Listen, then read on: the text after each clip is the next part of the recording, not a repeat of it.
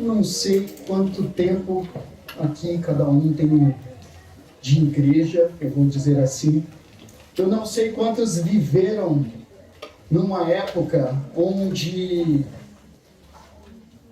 ainda existia algum tipo de disciplina dentro da igreja, porém era uma disciplina mais punitiva do que uma disciplina restauradora, onde as pessoas que olhavam e assistiam alguém ser disciplinado numa igreja local, ela não agia com amor, ela agia como um legalista, uma pessoa com uma santidade enrustida, apontando para o pecado da outra, mostrando para as outras pessoas que aquela pessoa era pecadora, mas que ela não era pecadora. Ou, eu não sei quantos já acompanharam famílias que eram donas de igrejas, onde pastores não paravam nessas igrejas, porque as famílias começavam a ditar regra do que o pastor deveria fazer ou deixar de fazer nessa igreja.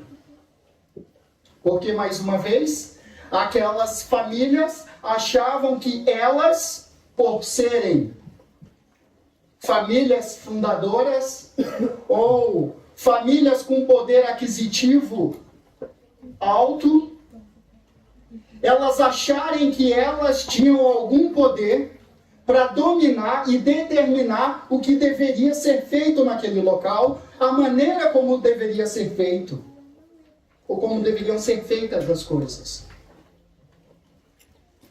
Então eu não sei quantos de vocês já acompanharam um legalismo dentro da igreja, onde as pessoas elas acham ou elas constroem uma capa para que as pessoas acham que elas são alguma coisa, mas quando elas saem daqui, aquela capa cai e ela mesmo não consegue enxergar que ela não é nada.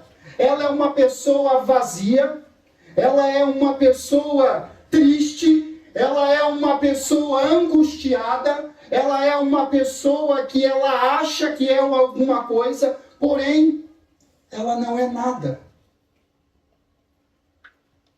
E vocês devem estar tentando entender o que eu quero dizer com isso. Vamos para o nosso texto, meus irmãos. Gálatas, capítulo 6, versículos de 1 a 10. Gálatas, capítulo 6, versículos de 1 a 10. E a palavra de Deus diz assim: Irmãos, se alguém for surpreendido em alguma falta, vocês que são espirituais, restaurem essa pessoa com espírito de brandura. E que cada um tenha cuidado para que não seja também tentado. Levem as cargas uns dos outros, e assim estarão cumprindo a lei de Cristo. Porque se alguém julga ser alguma coisa, não sendo nada, engana a si mesmo. Mas que cada um examine o seu próprio modo de agir, e então terá motivo de gloriar-se unicamente em si e não em outro. Porque cada um levará o seu próprio fardo. Mas aquele que está sendo instruído na palavra, compartilhe todas as coisas boas com aquele que o instrui. Não se enganem, de Deus não se zomba, pois aquilo que a pessoa semear, isso também colherá. Quem semeia para a sua própria carne, da carne colherá corrupção. Mas quem semeia para o Espírito, do Espírito colherá vida, vida eterna. E não nos cansemos de fazer o bem, porque no tempo certo faremos a colheita, se não desanimarmos. Por isso, enquanto tivermos oportunidade, façamos o bem a todos, mas principalmente aos da família da fé. Eu quero orar. Deus Todo-Poderoso, nós te louvamos, nós adoramos o teu nome, reconhecendo o teu poder, a tua graça, a tua misericórdia e o teu grandioso amor para conosco. Obrigado por estarmos aqui, te cultuando, te louvando, engrandecendo o teu nome. Que a tua palavra fale aos nossos corações, que o teu Espírito Santo nos incomode. Abre, ó Pai, os nossos olhos para que possamos enxergar as maravilhas da tua palavra, daquilo que o Senhor tem para nós. Obrigado, Senhor, por essa oportunidade, que o Senhor me use, apesar de mim, para a tua honra, para a tua glória, para teu louvor. Em nome do teu Filho Jesus Cristo. Amém. Amém. Meus irmãos, por que eu comecei perguntando sobre esses exemplos de legalismo que nós tivemos ao longo do tempo? E por causa desses exemplos de legalismo, talvez as igrejas pararam de fazer ou de ter disciplina na igreja. Porque elas eram feitas, as disciplinas, de maneira errada. Mas quando a gente olha para a carta de Paulo aos Gálatas, Paulo está aqui, ele foi o plantador dessa igreja, ele estava juntamente com esse corpo, com essa comunidade. Porém, um pouco depois de Paulo sair dessa comunidade, houve uma infiltração de falsos mestres, houve uma infiltração de judeus querendo pregar um novo evangelho. E o que esses judeus estavam trazendo para dentro dessa comunidade? Esses judeus estavam falando que, ok, o que Paulo havia ensinado era bom, só que não era completo. Porque essas pessoas, ou essa comunidade, era composta primariamente, vamos dizer assim, ou majoritariamente, por gentios. Essas pessoas, eles eram gentios. E os judeus começaram a se infiltrar, querendo ensinar o judaísmo dentro desta comunidade, para dizer que essas pessoas só seriam salvas se elas fossem circuncidadas. Elas queriam trazer uma prática judaica para dentro da igreja, mostrando para aquela igreja de que, olha, Paulo não fez a obra completa aqui dentro. Ele saiu e ele deixou uma lacuna, porque ele pregou o evangelho, ele pregou Cristo, mas ele não falou da circuncisão. Portanto, todos vocês que querem ser salvos, vocês precisam passar por essa circuncisão. E então Paulo, quando fica sabendo disso, ele escreve essa carta para aquela igreja. Mas ele não escreve essa carta num tom amigável. Meus irmãos, se vocês nunca ouviram isso, Paulo escreve essa carta num tom irado. Irado. Tanto que no início deste livro, a gente pode perceber e a gente pode ler que ele fala: se alguém pregar um outro evangelho para vocês que não seja o evangelho que eu vos anunciei, o evangelho de Cristo, que seja o quê? Anátema. E Paulo está irado. Porque as pessoas chegaram, elas foram se infiltrando dentro dessa comunidade. Pessoas que, ao longo da carta, ele vai tratando, inclusive, dos erros teológicos desses falsos mestres.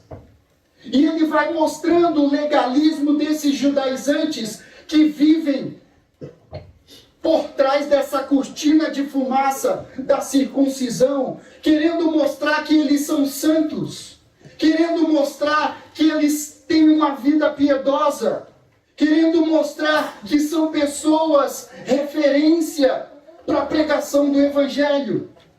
Só que por trás, a prática deles são práticas carnais. E Paulo trata isso logo no capítulo 5, quando ele vai falar do quê? Do fruto do Espírito, ou quando ele vai falar das obras do Espírito e da obra da carne. Paulo já tratou teologicamente com esses falsos mestres, ele vem tratando isso e agora ele vai para a prática. A gente fala aqui, a estrutura das cartas de Paulo, normalmente, ela é dividida em duas partes. Ortodoxia e ortopraxia. Doutrina e prática da doutrina. E essa carta não é diferente. Ele faz a mesma coisa, mostrando que aqueles judeus construíram uma capa ou estão se escondendo atrás da circuncisão para mostrar para aquela igreja que aquela igreja não conhece o evangelho verdadeiro. Só que Paulo vai mostrar a prática deles. E Paulo vai mostrar que a prática deles não é saudável de acordo com aquelas pessoas que ouviram do evangelho, que foram transformadas por esse evangelho, pelo Espírito Santo. E ele vai mostrar a diferença entre as pessoas que vivem na carne e as pessoas que vivem no Espírito. E aí eu quero voltar um pouco com vocês e ler 2 versículos do capítulo 5, versículo 25 e versículo 26. Que apesar de eu não ter colocado no texto, ele faz parte dessa estrutura. E diz assim a palavra de Deus: se vivemos no Espírito, andemos também no Espírito. Ou seja, se temos como fé, como crença, o fruto do Espírito, a nossa prática deve ser o quê? A obra do Espírito. Mas ele continua: não nos deixemos possuir de vanglória. Não nos deixemos de possuir de vanglória. E o que ele quer dizer aqui? Eu não gosto muito de ficar falando as palavras no grego, mas aqui eu vou precisar falar. Vai ser muito importante com que a gente entenda aqui. E essa palavra vanglória, ela quer dizer kenodoxo. Kenodoxo quer dizer vazio, doxo, glória, de doxologia. Ou seja, ele está falando de uma pessoa vazia de glória. Não é uma pessoa que tem um pouco de glória. Não é uma pessoa que tem um pouco de brilho. É uma pessoa que não tem nada de glória, que não tem nenhum brilho. É uma pessoa vazia, angustiada, triste, vazia de glória. É isso que ele está falando. E aí a gente pode pensar numa melhor palavra. E eu gostei da tradução que a NVI fez. E ela usa a palavra presunçoso. Então, para vocês entenderem que isso aqui, para aquela igreja, eles receberem essa palavra de Paulo, era um xingamento. Não nos deixemos possuir de vanglória. Imaginem eu aqui, falando para vocês, só tem presunçosos aqui. Todos são kenodoxóis. Todo mundo presunçoso. Alguém ia gostar se eu falasse isso? Então a mesma coisa, o que Paulo está falando, que aquelas pessoas que viviam nas obras da carne eram pessoas vazias de glória, eram pessoas presunçosas, eram pessoas vaidosas, orgulhosas, que achavam que dentro delas havia algo para elas se gloriar-se, porém elas não conseguem enxergar o vazio do coração delas. E Paulo coloca: não nos deixemos possuir de vanglória. E aí, meus irmãos, para isso ficar mais prático para a gente, vou dar um exemplo aqui para aqueles que são casados. Quando nós estamos tendo uma conversa com nossa esposa, ou uma discussão, e aí a gente começa, não, mas eu errei, mas você errou mais do que eu. Não, mas eu fiz isso, mas olha o que você fez. É um vazio de glória. É um vazio de glória, apontando para o outro, querendo dizer que o outro é mais vazio de glória do que ele. É um prepotente, é um arrogante, é um presunçoso, mostrando para o outro, eu sou presunçoso, mas você é pior do que eu. Isso é vazio de glória. E aí olha que interessante, Paulo continua, não nos deixemos possuir de vanglória, provocando uns aos outros, tendo inveja uns dos outros. Ele vai mostrar as características desse quenodoxo, desse presunçoso, desse vazio de glória. Ele está mostrando aqui as características. A pessoa, ela é presunçosa, mas a pessoa também, ela é provocativa. Não sei quanto aos pais de vocês, mas os meus pais usavam muito uma expressão: você está cutucando onça com vara curta. Ou seja, você está provocando alguém que é mais forte do que você, então você sabe o resultado que pode acontecer. Uma pessoa que ela é vazia de glória, uma pessoa que é presunçosa, ela não mede as consequências, então ela vai provocar. Mas uma pessoa que é vazia de glória, que é presunçosa, além de provocar uns aos outros, ela também tem inveja uns dos outros. Ela também tem inveja uns dos outros. E por isso que Paulo ataca o legalismo dentro dessa igreja. Judaizantes se escondendo atrás da circuncisão, dizendo que o evangelho só seria completo na vida daquela comunidade se elas fossem circuncidadas, se aqueles homens fossem circuncidados. E Paulo está falando que não. Paulo está mostrando que não. Cristo é a única base. E ele vem trabalhando isso desde o começo. E então, meus irmãos, entrando no primeiro versículo do capítulo 6, a partir do contexto que a gente ouviu aqui, ele diz: irmãos, se alguém for surpreendido em alguma falta. Por que ele está dizendo isso? Ele está falando, nós ouvimos falar a respeito das características daqueles que vivem nas obras da carne, nós ouvimos falar dos quenodoxos, nós ouvimos falar dos presunçosos, porém, eu estou falando deles, não é porque a gente deve olhar e procurar quem são os presunçosos dentro da nossa comunidade, mas é que dentro de uma comunidade que ouviu o Evangelho e foi transformada e impactada pelo Espírito Santo, pela obra de Cristo na cruz, nós não devemos ter nenhum quenodoxo dentro da comunidade. Nós não devemos ter presunçosos dentro da comunidade.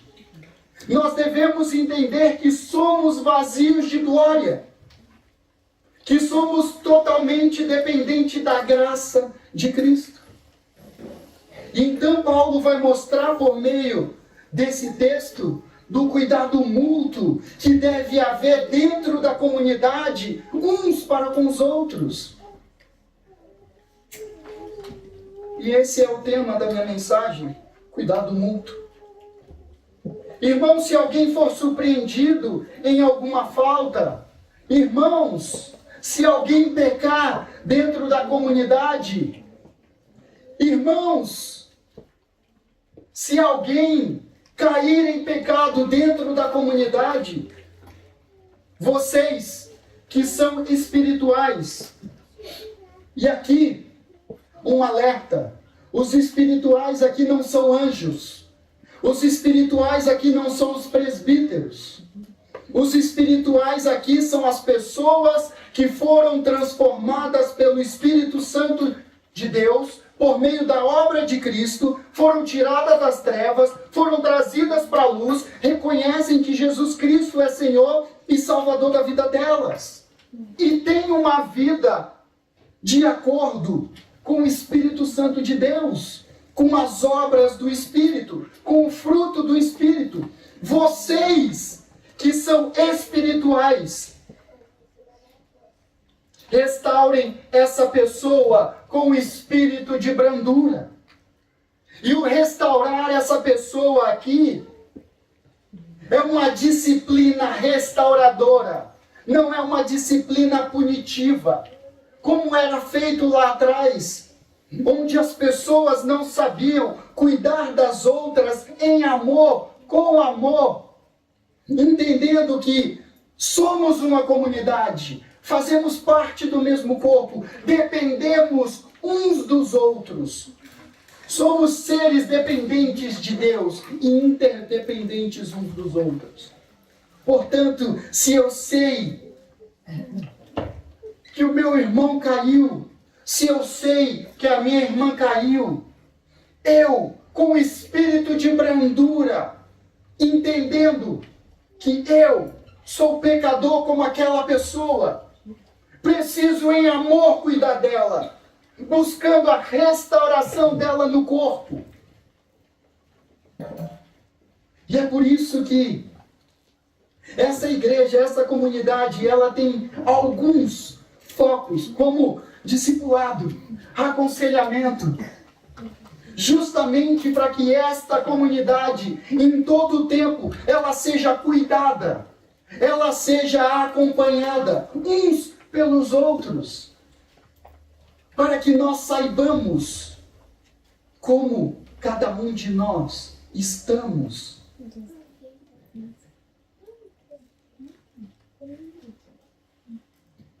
Irmãos, se alguém for surpreendido em alguma falta, vocês que são espirituais, restaurem essa pessoa com espírito de brandura. E que cada um tenha cuidado para que não seja também tentado. Ou seja, cada um sabe do seu coração. Cada um sabe daquilo que está acompanhando aquela pessoa e tem que tomar cuidado, porque você sabe que você é vazio de glória como aquela pessoa. Um presunçoso, ele vai se esconder atrás de uma capa, onde as pessoas vão achar que ele é uma coisa, mas lá fora ele é outra pessoa. E aqui nós devemos tomar cuidado. Cada um de nós conhece o seu coração. Cada um aqui conhece o seu coração. Eu sei do que eu sou capaz. Eu sei. E eu sei que é só a graça de Deus para me manter firme na obra dele. Então cada um sabe daquilo que está no seu coração. Stott diz o seguinte: o cristão não vive no isolamento, mas em comunidade, e a responsabilidade mútua é parte essencial na vida do espírito. Nós não vivemos em isolamento. Nós dependemos uns dos outros, meus irmãos. O corpo de Cristo existe para que possamos cuidar uns dos outros, para que possamos estar unidos uns aos outros, unidos em amor e por meio de Cristo, entendendo as necessidades, entendendo os problemas, entendendo qualquer coisa que você esteja passando e tendo a oportunidade de passar junto com você por esse problema, por essa situação. É por isso que nós temos o corpo de Cristo. Versículo 2. Levem as cargas uns dos outros, e assim estarão cumprindo a lei de Cristo. Levem as cargas uns dos outros. E aqui, meus irmãos, cargas não é fardo. Ele vai falar de fardo mais para frente. Aqui é carga mesmo. É algo pesado, que a pessoa ela não consegue carregar sozinha. Ela não consegue viver com aquilo e ela precisa de ajuda para poder carregar aquela carga que está muito pesada. Só que às vezes essa pessoa ela está vivendo com uma carga tão pesada, só que ela se isola. Ela não quer saber da comunidade, ela não quer saber do corpo de Cristo, porque ela não quer saber de compartilhar a dor, o problema, o processo, algo que ela esteja passando, porque ela não quer mostrar vulnerabilidade, ainda mais nós homens. Nós homens gostamos de compartilhar os problemas que temos. Nós falamos muito fácil, né? Eu sei, eu estou sendo irônico aqui, meus irmãos. Porque nós não falamos. Nós guardamos. Nós sempre guardamos para nós. Ou fingimos que não temos problemas. Até que chega num momento de explosão. E aí, quando a gente vai procurar ajuda, o negócio já está tão grande, que aí a gente fica pensando, e agora, será que tem jeito? Vou levar esse problemão para o Elmer. Por quê? Porque nós esquecemos que vivemos numa comunidade. Nós esquecemos que nós somos seres dependentes de Deus, interdependentes uns dos outros. Pessoas que devem viver em comunhão umas com as outras. Pessoas que devem compartilhar os problemas para que nós possamos dividir essa carga e assim nós possamos em amor carregar essa carga pesada junto com vocês. Mas para isso, essa comunidade, ela precisa ser uma comunidade como nós colocamos em nossa visão, uma comunidade vibrante, uma comunidade que vive de relacionamento, buscando sempre com que aquela pessoa pareça mais com Cristo, fazendo com que aquela pessoa seja cada vez mais reflexo de Cristo, que aquela pessoa consiga ajudar, que eu consiga ajudar alguém para fazer com que a outra pessoa seja cada vez mais parecida com Cristo, e a outra pessoa me fazer cada vez mais parecida com Cristo. Assim também como na minha casa. Eu tenho a responsabilidade de fazer com que a minha esposa seja cada vez mais parecida com Cristo, e ela em fazer com que eu seja cada vez mais parecido com Cristo. Então as brigas, as discussões não devem ser em mostrar que, eu sou ruim, mas você é pior. Mas as discussões devem ser, ok, o que eu preciso fazer para melhorar e ser cada vez mais parecido com Cristo? Me ajude. E assim também o outro lado. E é assim que Paulo mostra as características das pessoas presunçosas, as características daqueles judeus pregando um falso evangelho, se escondendo atrás das obras da carne. Mas ele vai mostrar como aquela comunidade, ela deve viver unida. Aquela comunidade que se ama, porém uma comunidade que estava se degladiando, uma comunidade que estava se destruindo, porque eles estavam quase. Alguns até dizem que essa comunidade foi dividida porque alguns foram afetados pela mensagem dos falsos mestres. As pessoas foram envenenadas por um falso evangelho. Meus irmãos, nós temos como dever, como cristãos, de restaurar em amor aqueles que precisam de restauração. Mas, meus irmãos, Calvino diz o seguinte: a mansidão é necessária, porque nada é mais comum do que insultar os caídos, quando deveríamos chorar sobre eles. É nossa responsabilidade, como cristãos, em chorar com aqueles que caíram, em cuidar daqueles que caíram. Nós, como uma igreja reformada, ouvimos muito sobre vida piedosa, mas nós sabemos o que é ter uma vida piedosa?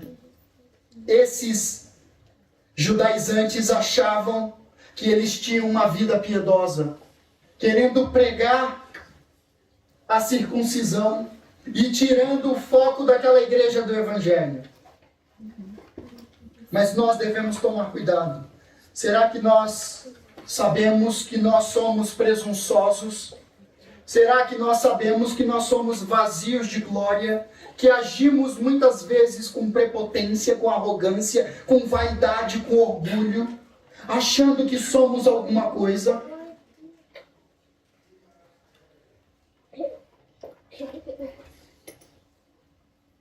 Levem as cargas uns dos outros, e assim estarão cumprindo a lei de Cristo. Porque se alguém julga ser alguma coisa, não sendo nada, lá vai Paulo de novo, voltando. É Paulo, tá, gente? Não sou eu que estou sendo duro, é Paulo. Tá? Porque se alguém julga ser alguma coisa, não sendo nada, engana a si mesmo. Mas que cada um examine o seu próprio modo de agir. E então terá motivo de gloriar-se unicamente em si e não em outro. Porque se alguém julga ser alguma coisa, não sendo nada, engana-se a si mesmo. Meus irmãos, por que eu falei que eu gostaria de falar da palavra kenodoxo? Olha que interessante.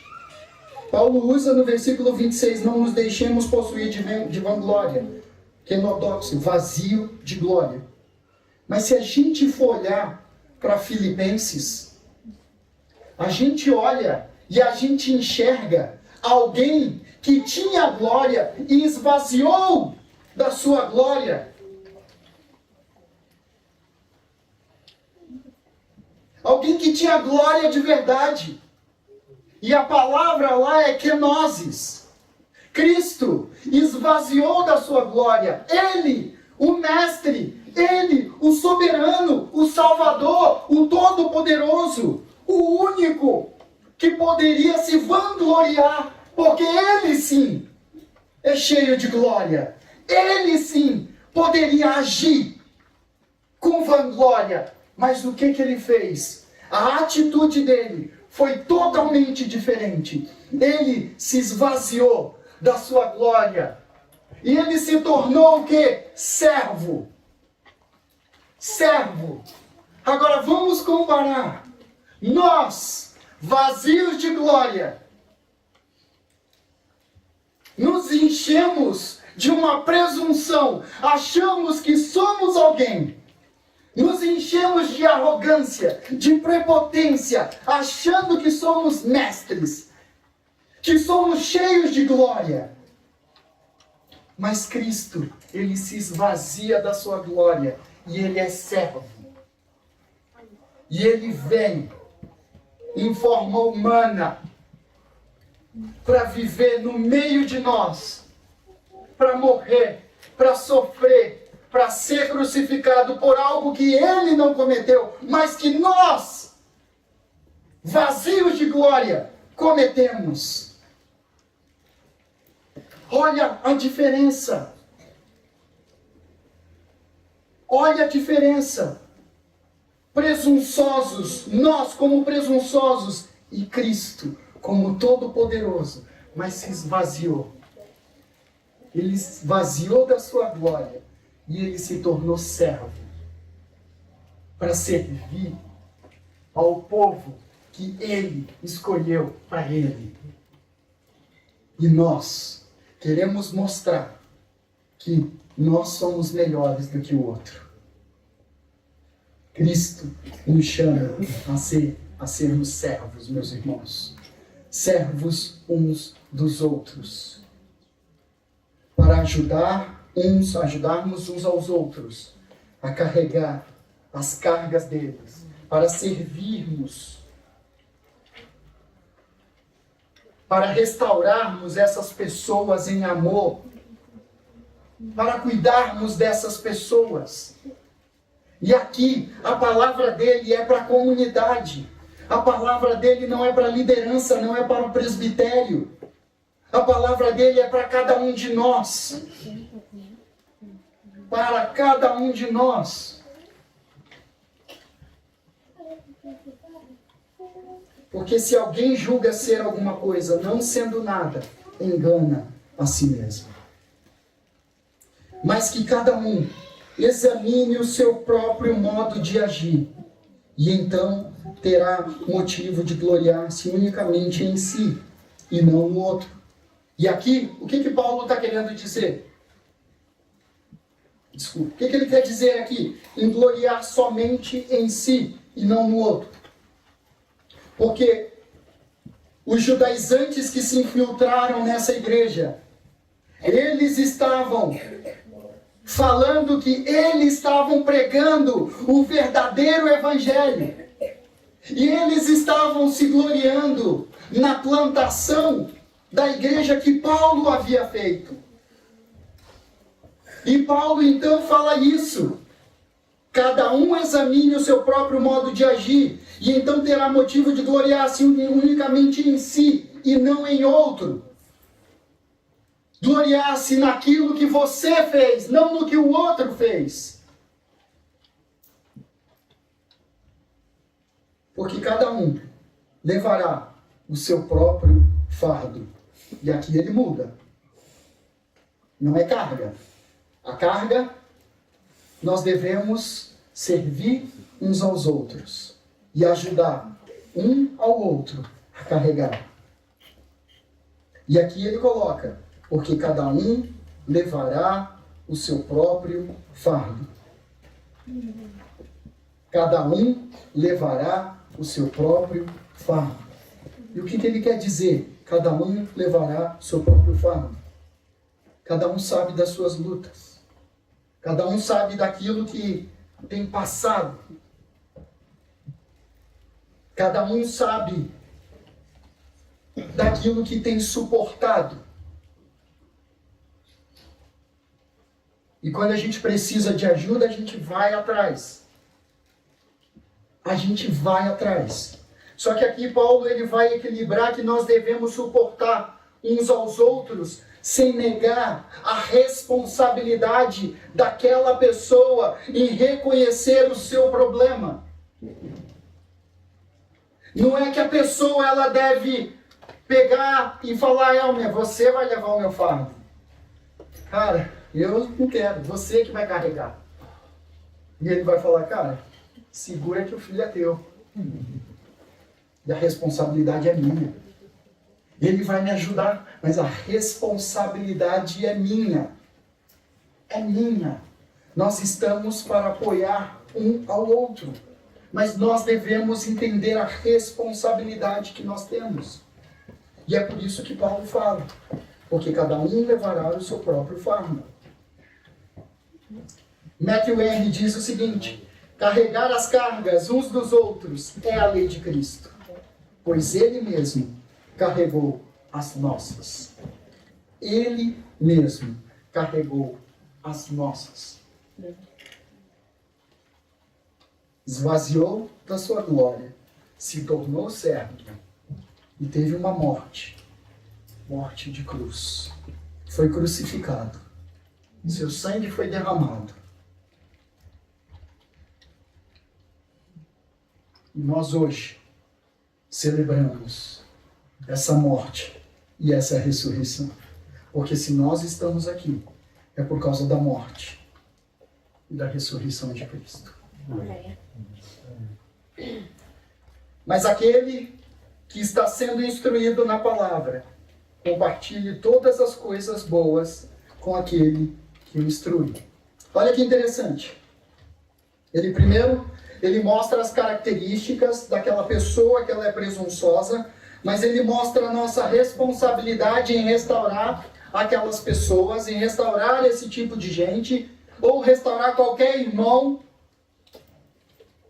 que tenha algum processo de queda, que caia em pecado, porque nós vivemos numa linha, fomos justificados, a partir da justificação que tivemos em Cristo, nós vivemos uma vida, ou buscamos viver uma vida santa, buscando uma santificação progressiva, até que Cristo volte, ou até que Cristo nos leve, para que sejamos glorificados juntamente com Ele.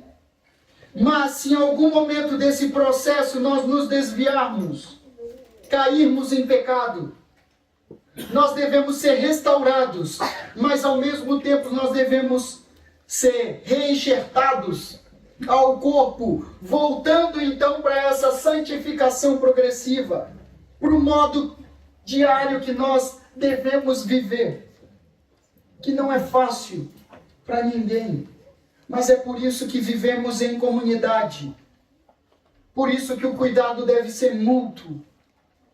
A minha preocupação deve ser com todos, assim como a preocupação de vocês também deve ser com todos. Não é só com aquele que eu sou mais chegado, assim é muito fácil. Mas é com toda e qualquer pessoa que faz parte dessa comunidade. Paulo fala que nós devemos restaurar, mas nós também devemos carregar as cargas daqueles que precisam. Mas Paulo também fala que nós devemos cuidar daqueles que servem. Mas aquele que está sendo instruído na palavra, compartilhe todas as coisas boas com aquele que o instrui. Cuidar dos que servem. Não se engane, de Deus não se zomba. E aqui a ideia de Deus não se zomba é quando você torce o nariz e fala, eu sei o que é melhor para mim. E Deus aqui deve olhar e falar, eu imagino que você sabe o que é melhor para você. Se Deus ouvisse e se Deus nos desse aquilo que nós queremos, só para a gente ver, só para a gente ter o gostinho, e a gente entender que o que Ele tem é muito melhor para nós do que nós queremos, para nós mesmos. Mas nós torcemos o nariz, zombando de Deus, achando que nós sabemos aquilo que é melhor para nós. Porque nós vivemos com as características de alguém presunçoso, com as características de alguém que vive a partir das obras da carne, e não daquelas pessoas que vivem o fruto do Espírito. Pois aquilo que a pessoa semear, isso também colherá. Quem semeia para a sua própria carne, da carne colherá corrupção. Olha só, ele mostrando as obras dos judaizantes, se escondendo atrás, fazendo com que a circuncisão fosse uma cortina de fumaça, se escondendo atrás do legalismo, de uma falsa piedade, de uma falsa santidade. Porém, praticando as piores coisas daquela época, tendo os piores pensamentos. Quem semeia para a sua própria carne, da carne colherá corrupção. Mas quem semeia para o Espírito, do Espírito colherá vida eterna. Ele acabou de passar pelo capítulo 5, mostrando as obras da carne e as obras do Espírito. Como aqueles que viveram ou vivem a partir da transformação que o Espírito Santo causou na vida deles. E ele está chamando a atenção daquela comunidade.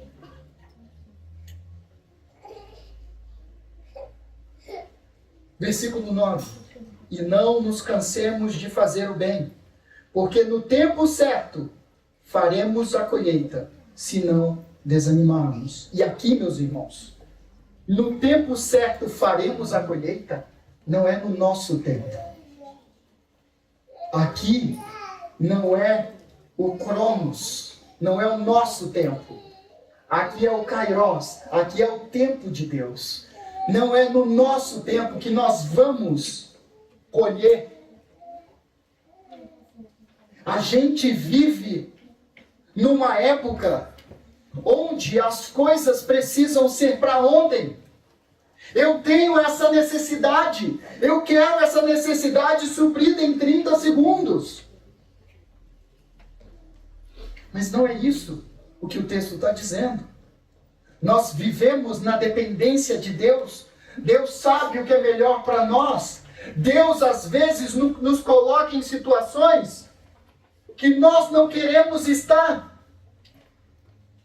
Mas, às vezes, Ele quer nos ensinar algo que nós não estamos enxergando. Mas só nesse momento, só nessa circunstância, a gente vai conseguir enxergar aquilo que Deus quer trabalhar no nosso coração. Por mais duro que seja, por mais dolorido que seja, a gente não vai entender enquanto a gente está passando naquele processo. Mas mais para frente, a gente vai entender.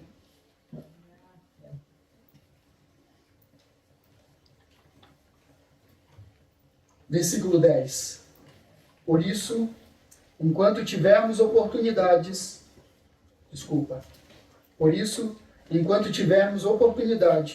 façamos o bem a todos, mas principalmente aos da família da fé, principalmente aos da comunidade, principalmente aqueles que estão aqui juntamente conosco. Não é que a gente não deve olhar para fora, mas a nossa preocupação primária está aqui dentro, com as pessoas que estão aqui dentro. Teve uma época, para aqueles antigos de igreja, já ouviram falar sobre a janela 1040, que hoje já mudou um pouco, mas e foi uma época que o Brasil, ele queria enxergar e ele queria agir para missões e ele queria mandar muita gente. E muitas pessoas saíram para o campo, mas saíram de maneira errada. Porque a preocupação da igreja, a preocupação daquelas pessoas eram simplesmente vamos enviar missionários, porque a janela 1040 ela está precisando. E aí começaram a enviar muitas e muitas pessoas. Mas enviaram pessoas sem preparo. Muitas pessoas foram enviadas sem nenhum conhecimento teológico. Pessoas que foram fazer qualquer coisa, menos pregar o Evangelho. Mas as pessoas estavam agindo naquela época preocupadas tanto com as pessoas de fora, que elas esqueceram que as pessoas estavam dentro, das pessoas que estavam dentro. A preocupação tanto era a janela 1040, que elas esqueceram de cuidar das pessoas que estavam ali. Elas esqueceram de cuidar das crianças que cresceram, dos adolescentes que chegaram nas universidades e foram engolidos pelo mundo. E é uma preocupação que nós devemos ter com as nossas crianças. Nós devemos ter o cuidado de prepará-los para viver num mundo onde o individualismo cresce cada vez mais, onde você é ensinado a que você deve viver por si, tudo que você deve fazer é para si e somente. As mulheres estão preparadas, estão cada vez mais sendo preparadas para serem independentes.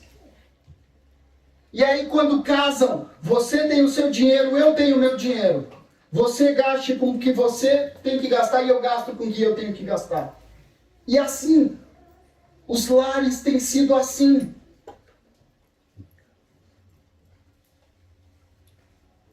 Hoje, a gente olha as pessoas casadas, nem o sobrenome elas carregam mais. Porque já não vale, para quê? Eu posso separar, então daqui a pouco é melhor ficar com o meu nome mesmo. As pessoas estão com essa preocupação. Parece que as coisas são descartáveis. Parece que as coisas são passageiras, são temporárias. Mas o que Paulo está dizendo é que não. Para aquelas pessoas que passaram pela transformação do Espírito Santo, para aquelas pessoas que enxergaram Cristo crucificado e ressurreto, elas devem semear no Espírito para colherem a vida eterna, para que elas tenham obras a partir do Espírito, obras do fruto do Espírito. Essa é a preocupação de Paulo, a preocupação com que cada um de nós estejamos cuidando uns dos outros. A preocupação de Paulo é que nós possamos restaurar aqueles que caem. É que nós carreguemos os fardos uns dos outros. E que nós cuidemos daqueles que nos instruem. Tem uma música que eu gosto muito e que, em todo tempo, Clarissa fala, escuta essa música. Você precisa escutar essa música. E eu estou sempre escutando essa música. E eu vou ler um pedaço da música para vocês. E ela diz assim: Ó Jesus, manso e humilde de coração, ouve-me, livra-me, Jesus. Livra-me do desejo de ser estimado, do desejo de ser consultado, do desejo de ser exaltado, do desejo de ser honrado, do desejo de ser louvado, do desejo de ser aprovado, do medo de ser humilhado e desprezado, do medo de ser exortado, de ser esquecido. E aí ele continua mostrando que o foco não sou eu, mas o foco é Cristo. Eu não tenho que ter medo de nada disso, porque eu não posso ser presunçoso de querer ser estimado, de querer ser consultado. Olha, as pessoas vêm me consultar. Olha, as pessoas estão dizendo isso sobre mim. Olha, as pessoas estão me exaltando, estão me honrando, as pessoas estão me aprovando. Esta não deve ser a minha preocupação. Mas a minha preocupação deve ser se as pessoas estão olhando para mim e estão enxergando Cristo.